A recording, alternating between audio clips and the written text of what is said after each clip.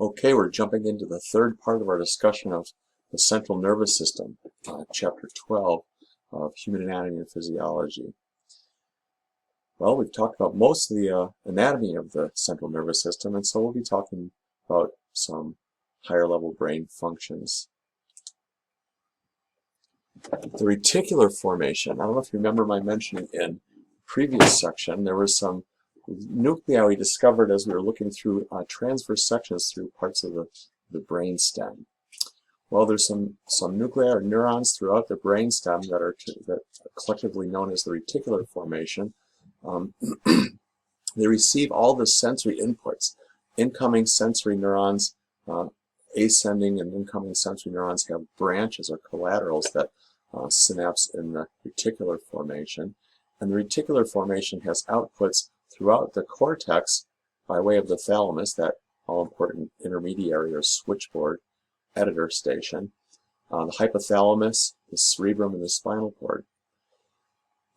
So one really interesting function of the reticular formation is by way of a subsystem of it called the reticular activating system. It's responsible for the level of activity throughout your brain. In other words, all the functions of your brain are specific to the various regions and the circuits that interconnect them, but the reticular activating system determines how much activity is in each section.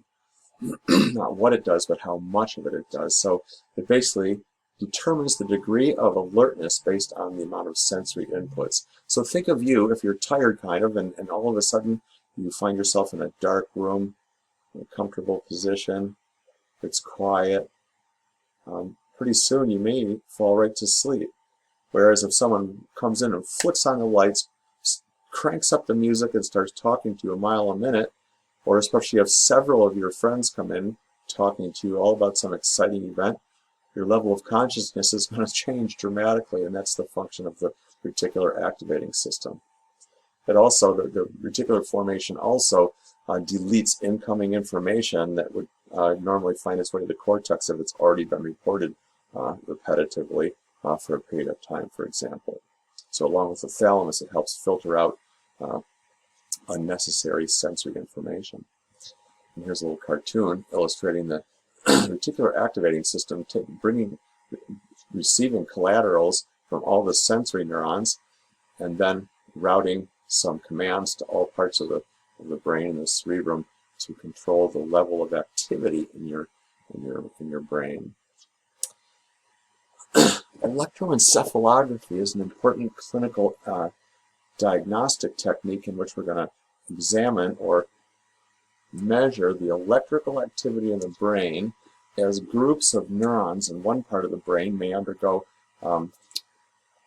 graded depolarization and then shoot action potentials to another part of the brain, which some other neurons undergo graded depolarization, and a back and forth depolarization of groups of neurons in a rhythmic way produce what we call brain waves. Electroencephalography is used to diagnose a number of different conditions. Seizure disorder. The likelihood that someone is prone to seizure disorder can be identified using electroencephalography, or the actual events during what appears to be a seizure can be recorded and used as diagnosis of epilepsy, for example. Tumors produce altered patterns of EEG in different parts of the brain, brain injuries, traumatic injuries.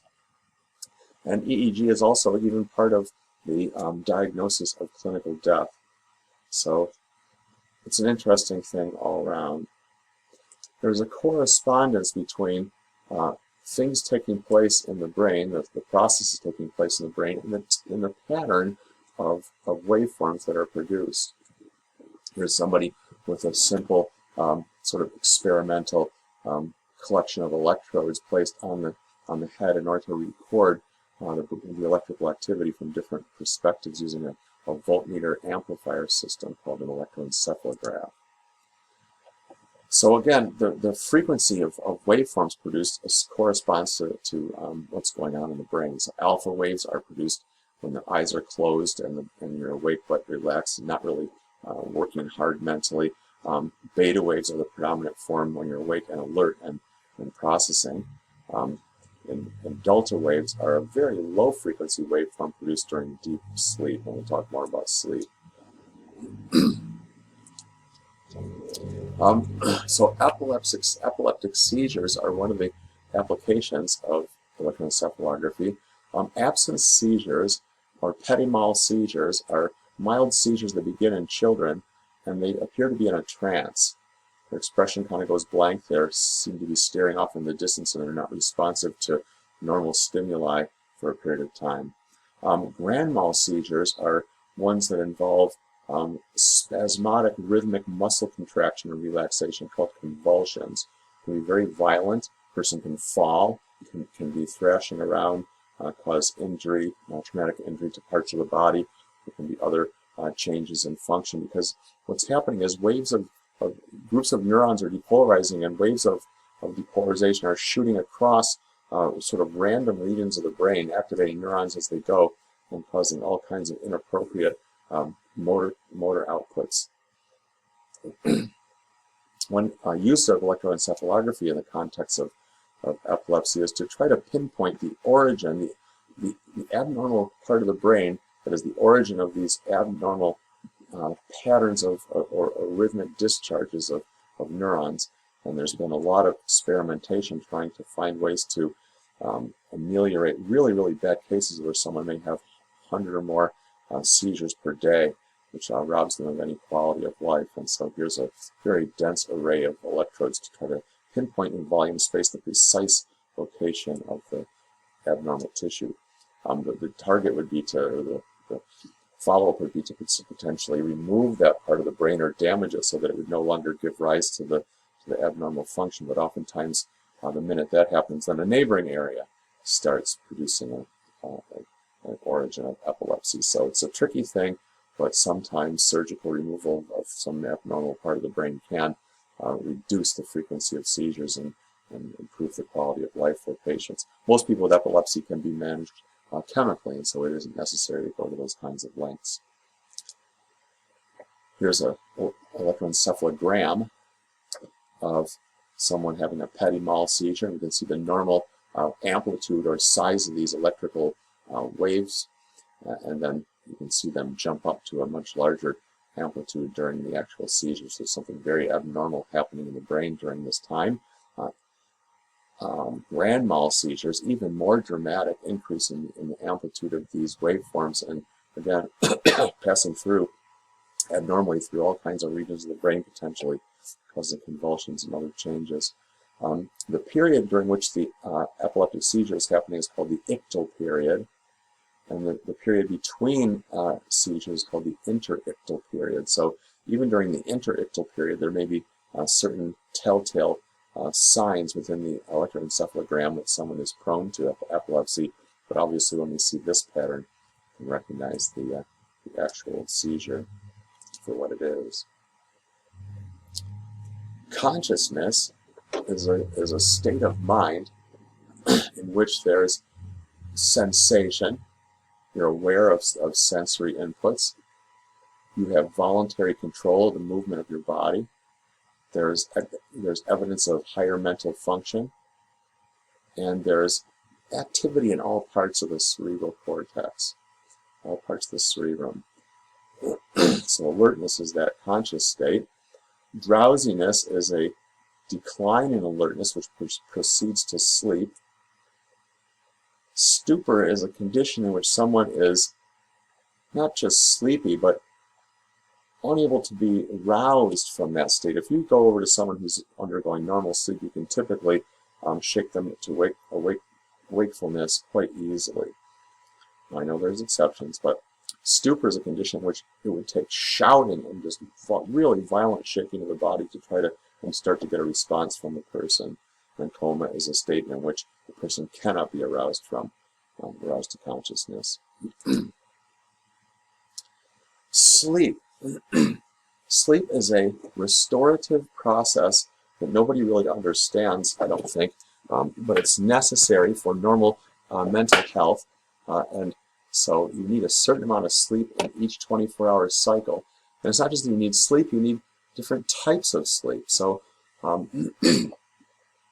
non-REM sleep is the deep type of sleep, and there's 4 stages of non-REM sleep that involve a decrease in electroencephalographic activity, reduced brain waves, lower frequency delta waves are produced during this time.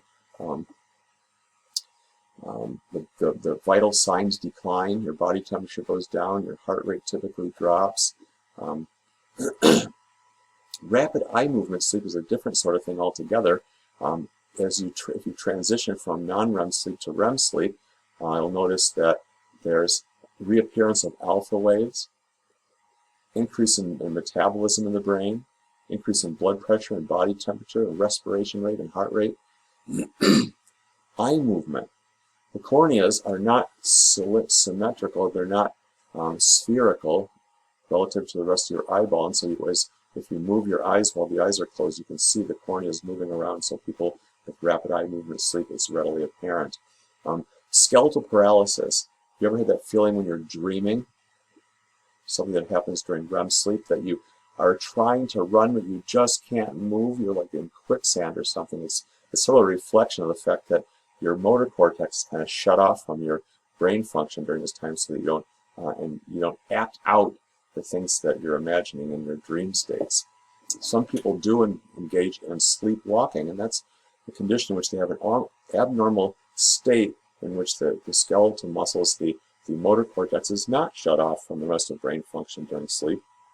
And they do tend to act out some of the things that they're dreaming, and they walk all around and do different things. They may even speak and so forth. So, as you fall asleep, you don't just stay in one stage of sleep. You descend into REM sleep. You are asleep, but you have quite a lot of vital activity in your body, and then you proceed to deeper and deeper levels of non-REM sleep. And again, your vital signs begin to decline and so forth. You get into these super deep states of sleep associated with delta waves, low frequency waves. Well, not only do you descend into those stages of sleep, you ascend back from them on a cyclical basis throughout the course of a night's sleep. So here's this white line represents the process during someone's night of sleep, and they're going to descend from wakefulness into REM sleep, stages of non-REM sleep, and then ascend back all the way back to REM sleep, almost as though they're about to wake up, and they have that rapid eye movement, and then they descend back into deepest levels of sleep, and so forth, cyclically throughout the night, and eventually leading to the awake state in the morning. And it's necessary to have all of those stages of sleep to develop the restorative, to appreciate the restorative quality of sleep that's so important for normal mental health. A third of U.S. adults report not getting enough sleep, typically. This is from the Centers for Disease Control of the U.S. government. A bunch of research has been done on sleep, and now it's been shown that insufficient sleep leads to, elevates the risks for severe diseases. So that's something to consider. It's not just, oh, you should do it in order to feel better.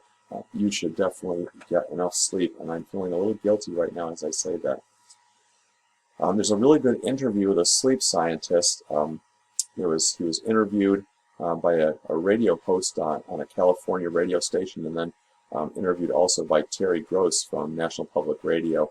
I think it's a really interesting discussion that they have, so I recommend taking a few minutes to look at this link. I wouldn't require you to do it, but I think you'll find it interesting to hear what advice he has for people how to get good sleep, how important that is. If you're deprived of REM sleep, you'll develop psychosis. So, unfortunately, alcohol and other central nervous system depressants, drugs that make you ostensibly sleep, aren't effective in getting the restorative benefits of sleep, because they force you into a state akin to deep sleep, but you don't ascend back to the REM sleep condition, and so you don't get the restoration. You actually don't need as much sleep as age progresses. Older people sometimes sleep very, very little. Narcolepsy is a disease state in which people fall asleep directly from normal consciousness without any control. I heard an interview once with a woman who had narcolepsy, and she described sitting in a traffic jam and just inching along moment by moment as the car in front of her would slowly move forward, and she found herself suddenly at one point bumping into the car in front of her. She had fallen completely asleep right while she was sitting there, and she had rolled right into the next car. Of course, it could be much more severe things could happen potentially. Sleep apnea, something you may have heard of. It's a temporary cessation of breathing during sleep. What happens is you stop breathing for a period of time until your body becomes extremely short on oxygen. CO2 builds up in your blood, and eventually you wake up gasping for air, and then you fall asleep and do the whole thing over again cyclically throughout the night. So that's a pretty bad situation, both because you lose the restorative qualities of sleep, but it also can cause damage, long-term damage to your brain, this constant entry into a hypoxic state. Our next subject is long-term memory formation, or memory formation in general. Memories are stored records, in a way, of sensory stimuli, or sensory responses to sensory stimuli. So we receive some stimulation in our sensory neurons. Those afferent impulses come to a part of the brain in the cortex where they'll be remembered for just seconds before a determination is made of whether the information is important enough to hang on to for a little bit longer. If somebody yells something to you in the hallways or shuffling along, you're not going to remember all the people that you shuffled past every single morning as you're heading in the same time of day to a particular class. But if someone yells down the hall to you over your shoulder and an important piece of information about something that's going to happen later that you want to write down, you'll then move that into short-term memory. And when you get into the classroom, you may sit down and write that down, or you may pull out your phone and type some information, a telephone number, who knows what, into your notepad of your telephone. That short-term memory will hold that information for about a minute, and then if it's not considered super important, it'll be ditched. So forgetting just means we're going to eliminate, we're not going to hang on to that information and process it any further in terms of memory storage. Short-term memory, on the other hand, can be processed into long-term memory. Long-term memory is anything you can remember for longer than about a minute, hopefully for much, much longer in the case of anatomy and physiology. There are some conscious states or aspects of your conscious state that influence the efficiency of getting information, sensory information, from the short-term memory into this long-term memory storage. Excitement. How alert, what's the level of activity in your cortex as driven by your reticular activating system? If you're super drowsy and just right on the verge of dropping to sleep, you're not going to form long-term memories very efficiently. You need to have some level of excitement. You have to like what you're doing, for one thing, and be interested in it, and then have a sufficient amount of rest ahead of time to really form good long-term memories. Rehearsal. It turns out that when you form long-term memories, there's some kind of looping effect between different parts of your brain of signals back and forth, that as you review and go over the subject that you want to store, that is part of the process of sort of burning in some circuits that will become your long-term memories. We'll talk about potentiation, a long-term potentiation. It's something you're actually going to modify some synapses and circuits in your brain in order to create the memory. So that takes sort of repetitive engagement. Rehearsal is called. One funny thing about rehearsal is if you interrupt or prevent that process, the long-term memory just doesn't form. So for example, if you receive some sensory information and it's about a profoundly important situation, presumably, but you experience some traumatic event that intervenes in this rehearsal process, you'll probably never store the long-term memory. And so you won't remember anything about what happened around the time of that traumatic intervention. Typically when people have car crashes, for example, they have no recollection of the events leading up to that time point because they hadn't been able to store any long-term memories about it. Something came and happened that just jarred them in such a way they just never did the rehearsal process. So it's not that they suppressed the memories, there are no memories to retrieve. It's also easier to store memories of things that sort of have some modicum of familiarity. If you can associate the new information with existing experiences, then it'll be that much easier to store the memories. We can lose memories from long-term memory. Forgetting actually occurs from long-term memory. It's not really true that there's a lot of sort of cultural lore or wisdom about memory, such as you remember every single experience you ever have. It's just a matter of being able to retrieve it. That's just not the case. But it is true that long-term memory is not a static sort of collection, library of information. It's plastic, it's changing, it's being modified over time. If someone were to do an exhaustive catalog of your long-term memories at some point in your life, and then the same person came back to you and asked all the exact same questions 20 years later, you would faithfully report your memories, but they wouldn't be the same as they were previously. That's a really fascinating and kind of, I think, disheartening discovery about human nature and about the nature of brain function. Some of the actual parts of your brain involved in long-term memory formation. So you have the sensory inputs, and they come to the association cortex in your cerebellum that we talked about. Then there's some sort of looping traffic of signals from there to your hippocampus and other parts of your medial temporal lobe, your prefrontal cortex, and your thalamus. So all these structures are involved in this rehearsal process back and forth, and eventually will store a long-term memory in the association cortex that we can retrieve later. And here's just a good diagram to remind us, where are these things? Here's the thalamus, right near the medial. There's two egg-shaped lobes of the thalamus right near each other in the medial sort of part of the cortex. And then the hippocampus and the parahippocampal gyrus are seen here. These are some of the structures that are associated with the memory formation, and the prefrontal cortex. So here's an interesting discussion. The idea of amnesia, loss of memory. Your hippocampus and amygdala, I don't know if you can see the amygdala, you can't really, it's not differentiated in this picture, but the hippocampus and amygdala, if you look back at the slide of the limbic system, you'll see it there. The amygdala and the hippocampus are needed for long-term memory formation. At least one in one hemisphere is needed. So if you damage one or the other, even bilaterally in both hemispheres, as long as the other is still present, you can still form long-term memories. But if both are damaged in both hemispheres bilaterally, you will have anterograde amnesia. You will never form long-term memories anymore.